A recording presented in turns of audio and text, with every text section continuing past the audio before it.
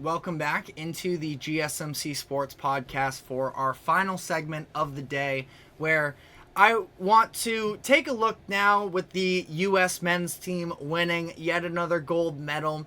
I want to look ahead to the 2028 games and talk about what we could see from that roster, because this was obviously the sort of final swan song series of LeBron James, Steph Curry, and possibly Kevin Durant, who could still technically, I think KD specifically, could be in play for that 2028 team, but definitely, at that point, he's going to be 39 years old. You're asking a lot of him at that stage. It's at least taking place in the United States, which might actually be easier for some of the veteran guys. But I want to sort of look at what the Team USA roster construction looked like this year and use that as a little bit of a framework to look towards 2028.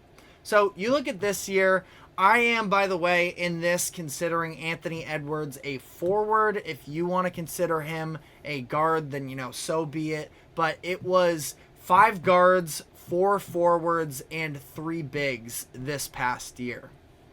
Now, we've talked before about the players that could return for 2028. I think that from the guard perspective, Devin Booker and Tyrese Halliburton should 100% be in play for the 2028 games. Now, Halliburton didn't get all that much run time in this year's games, and he was dealing with an injury as well. The whole second half of the injury, he was sort of bothered with injuries as well. So, wasn't fully healthy, but is somebody who, at this point, a few years from now, the U.S. is going to need ball handlers, and Tyrese Halliburton, my issue is more with him sometimes is the hesitancy to attack offensively for himself, but he is an unbelievable passer and playmaker, and I do think that he could definitely be sort of the lead point guard for Team USA in 2028, especially with a few extra years of experience under his belt. So I'm definitely putting stock in that. For the forwards, I think Jason Tatum and Anthony Edwards are pretty clear players to run it back. Like I mentioned, Kevin Durant could be in that conversation if he's, still healthy and active enough at that point. But I do think that, in a perfect world, yes, Kevin Durant would be on this roster. I'm going to exclude him because, frankly, I just don't expect that he's going to be at the level physically, somebody who's been dealing with a number of different injuries over these past few years, that I don't think he's going to be ready for the 28 games, but something I'm rooting for as well because, it would be fun to see him win 5 gold medals, but something I'm sort of ruling out there. And then for the bigs, I think that Anthony Davis and Bam Adebayo both do have a pretty real chance to come back. Davis, the concern would be, what if he suffers some injuries over the course of the next couple years?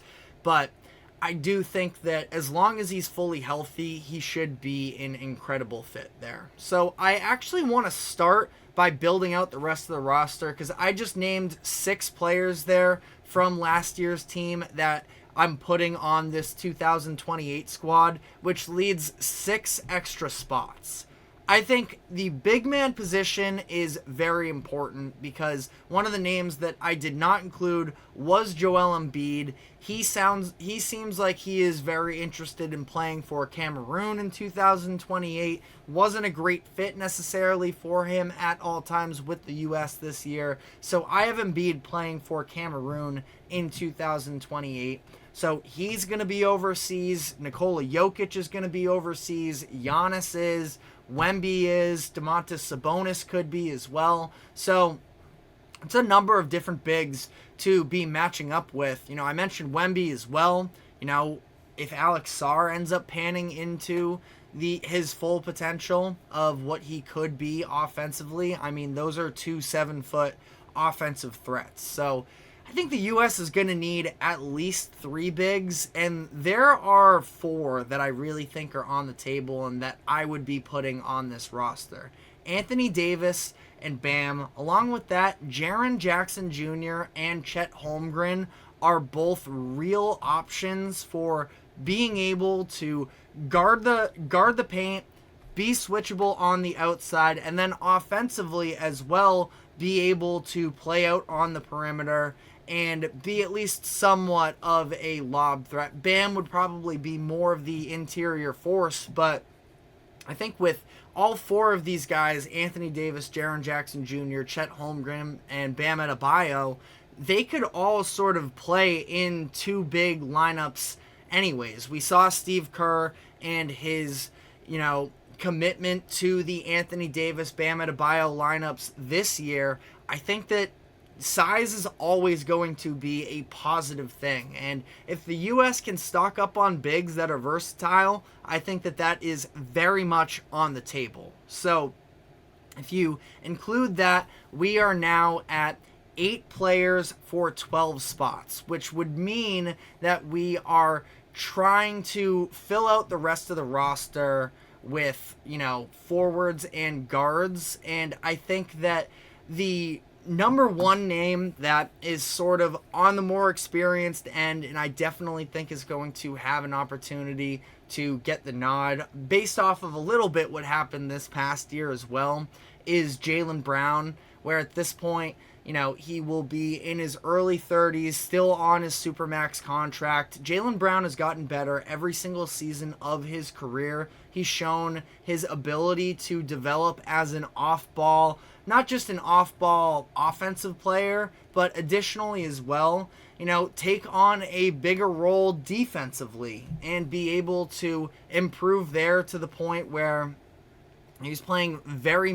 meaningful minutes, on the, on some of the best defenders in the world for the Celtics this past year. So I would give him the nod in this case. And then additionally, I think that Paolo Banchero would be a great matchup as well. Grant Hill, I think it was Grant Hill actually just talked about as well that, Paolo was in consideration for Team USA this year. And I don't think that they're going to pass up on him twice, where he is far too good of a player. The work ethic with him, he is able to, be a force offensively, and with his size and everything, way bigger than people realize, could definitely be a helpful as well.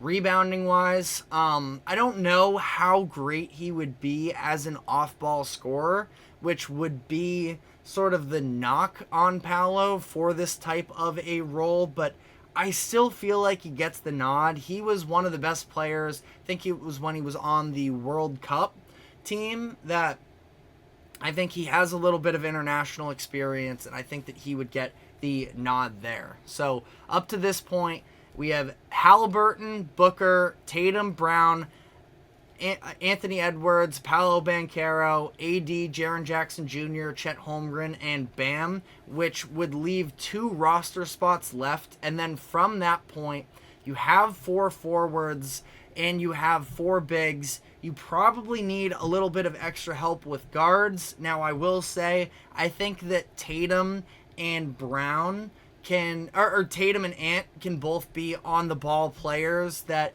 do take on some sort of guard-ish roles. Like Jason Tatum, that's almost why the fit wasn't great for him in this year's games, because of the fact that he had sort of developed to be the offensive hub a little bit more for the Celtics. The off-the-ball shooting has taken a hit over the past couple years, so I do think that Tatum can be a little bit of a point-forward role. And Ant's listed as a guard on the Team USA roster anyways, as things currently stand. So again, a little interchangeable where you would want to throw him into the mix there. I think it would be one other guard that you would throw into the mix for Team USA, and then go back to having some length with a wing. Now, the guard position, a few names come to mind. Jalen Brunson was one of the players talked about most for this year's circuit of him getting the nod. I think that Ja Morant could definitely get some runway as well. Donovan Mitchell, one of the best pure scorers in the game. I actually kind of feel like the nod, and in this case, I would go with Cade Cunningham, because I think a few years from now he is going to continue to evolve. He's a great scorer, he's a great passer, he can play defense, he just plays for the Detroit Pistons. So he never gets credit for any of his skills, but he is a player still just, 21, 22 years old, that in a few years from now, I think that he is going to, really be one of the best players in the NBA, can give you point guard play from a forward size. So I would give the nod to Cade, and then I'd probably go back to the forward position, where I think there are a number of very intriguing options. The ones that I'm really closing in on, this could definitely be a Kevin Durant spot, so we'll keep that in mind, I suppose. But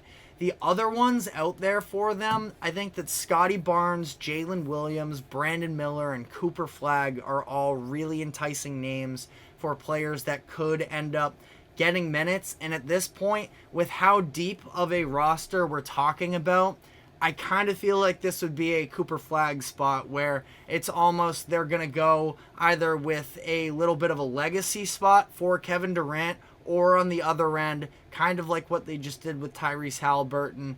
Take the young guy, let him get this experience and see what it's like to, be in that mode, so that a few, 4 years from then, at that point, 2032, that the U.S. would, be in prime position. That being said, I've only watched so much Cooper Flagg, so if I'm being maybe a little bit more authentic to, I think that Flagg is going to become a star player, so I'm putting him in this conversation. If I were going to exclude that, recuse myself of, going with a player that I haven't even seen get any college action, let alone NBA, I'd probably lean in the direction of Jalen Williams, just somebody who can bring you energy on both sides of the floor, be a very nice scorer, and be somebody that maybe saying that he's not afraid isn't exactly great timing, because I don't think it was that he was afraid, but I think the moment looked a little big for him maybe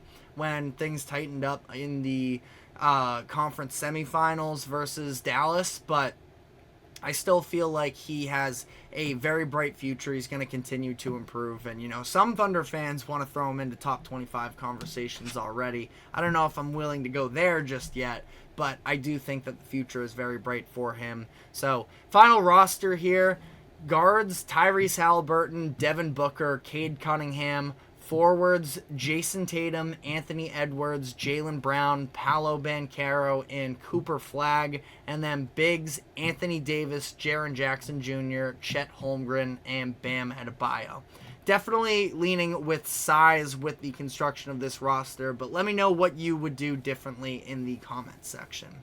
But that is all the time we have for today. Thank you very much for tuning into the GSMC Sports Podcast. Thank you to the GSMC Sports Network for allowing us to host this show. Remember to like, follow, subscribe wherever you keep up with us. Be sure to check us out on social media as well for more exclusive short content. And we will be back same time as always tomorrow afternoon at 2 o'clock p.m. Eastern. We will see you then. Take care.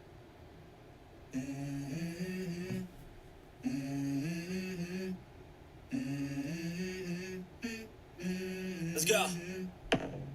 I wake up to a little bit of drool on my pillow, feel like it's gonna be a bad day.